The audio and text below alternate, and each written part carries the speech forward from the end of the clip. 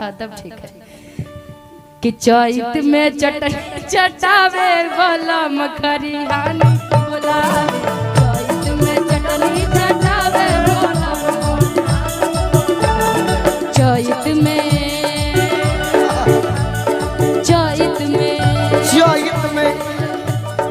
चैत में चटनी चटावे बलम खरिहानी बोलावे चैत में चटनी चटावे बलम खरिहानी बोलावे के कर बनवलू हा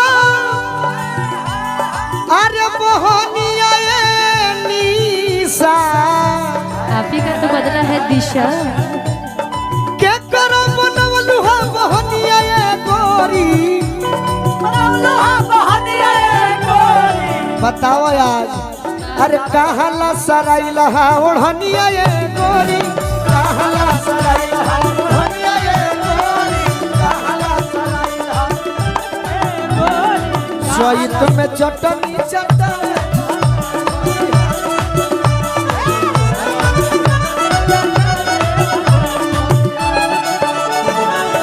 जब जब आवेला चैत महीनावा सैया के बिगड़ेला मन हो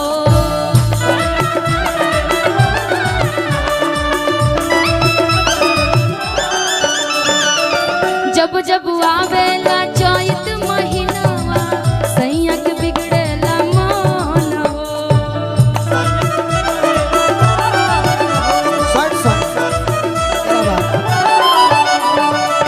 जब जब लागेला घमवा शरीरवा सिहरला हमरो ई अंग हो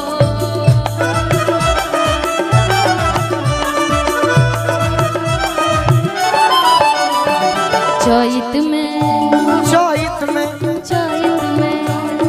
हाय हाय हाय हाय हाय हाय चैत में चटनी चटावे बलम खरिहानी बोलावे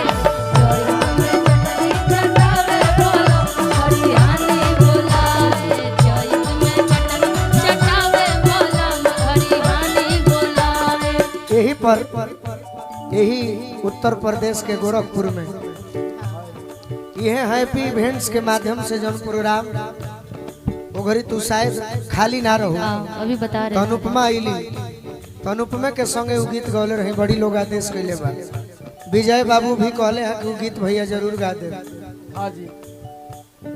जे करे से लभ कैलू चलत रहे ओ करे से परेशानी बा आपने भी प्यार किया है ए सनमी करम तहरो लागे खानदान बा ए सनमी करम तहरो लागे खानदानी बा जे करे से लभ कैलू ओ करे से परेशानी बा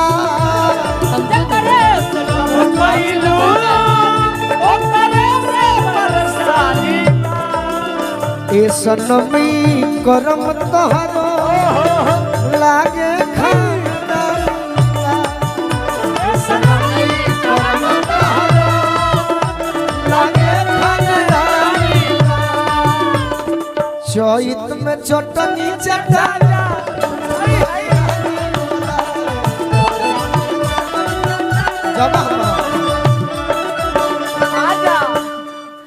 चढ़ते चैत महीनवा के दिशा बदल लेवे के चाहे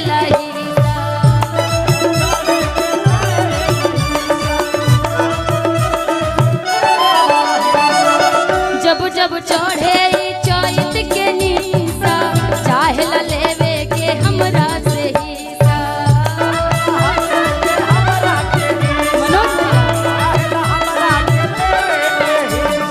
धीरे धीरे धीरे धीरे धीरे धीरे धीरे धीरे धीरे धीरे मटकी चलावे ए गोलू जी धीरे धीरे धीरे धीरे धीरे धीरे धीरे धीरे अच्छा धीरे धीरे अच्छा आइए आइए कोई बात धीरे धीरे बड़ा सुंदर कहलू है। हाँ ठीक बा।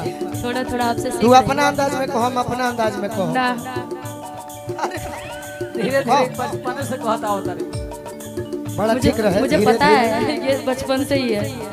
धीरे धीरे धीरे धीरे ओए होए धीरे अब धीरे हम देखो धीरे धीरे कैसे कहिला। आपका कुछ अलग होगा। अलग हमारे एकदम खाटी हो। धीरे धीरे मटकी चला